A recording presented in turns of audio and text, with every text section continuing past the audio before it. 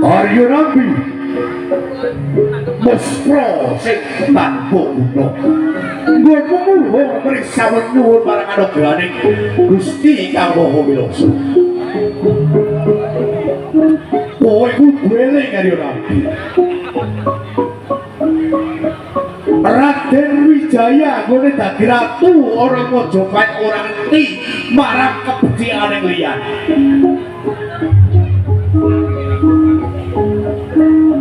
Nggonmu jumeneng Bupati ora Lumajang.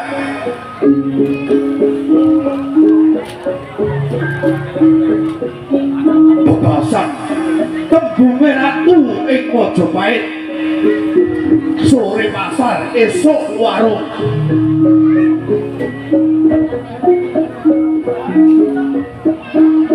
Wis ora kurang-kurang nggon bola-bola marang Raden Dian Wijaya. Mbok kula wis tanpa guna. Saiki bumi ing Lumajang dijabel karo ratu ing Majapahit. Ibaratnya asu menang kerai Raden Wijaya lain. Arya Nabi, eling Arya Nabi. Ora ana gunane nggonmu nyuwun marang anugrahaning Gusti wis cukup suwene Arya Nabi.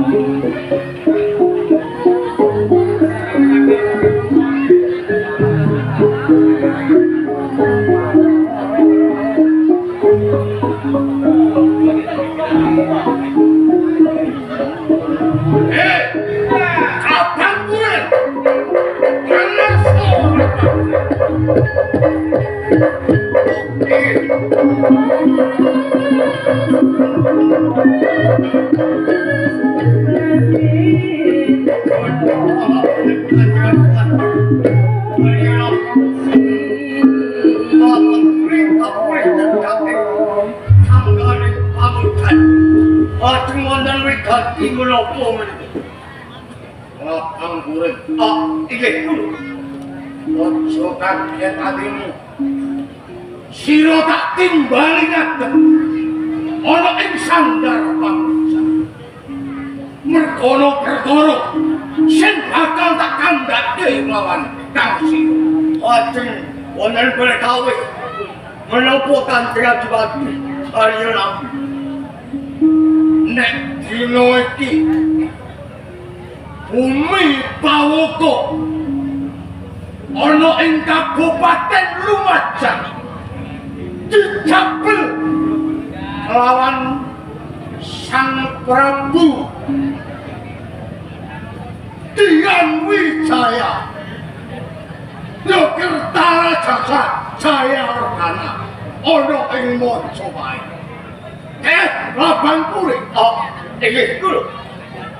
Nek ngono ora ana gunane saben-saben Mojopahit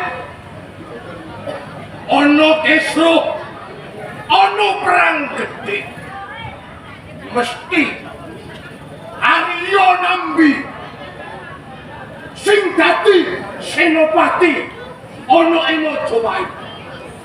Nanging ewon dene semono lapang Yendo Kabupaten Lumajang dijabel lawan Sang Prabu Kertaradasa Jaya ora ana gunane nggonku mbelani Dian Wijaya. Mula saka kuwi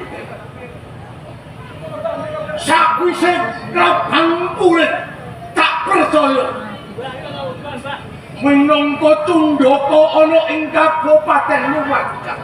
Kepiye sumpahmu? Sumpah kula nggih ngrungkepi Kabupaten Lumajang Kubatan atur sinawake putung nyalake rutah kala kula kangge ngrungkepi bumi Lumajang. Bagus.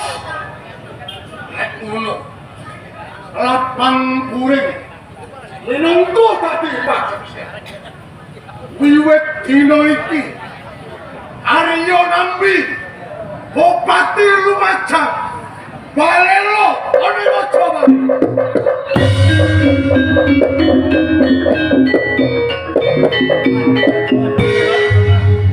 Iye menawi panjenengan badhe balelo ing Mojopahit pun pas awit boten dipun balelo anggenipun Kanjeng Adipati labet ing Praja Mojopahit. Mula saka kuwi inten prajurit Kabupaten Lumajang kang jago-jago Joko tetep Kabupaten Wainge sing dawuh-dawuh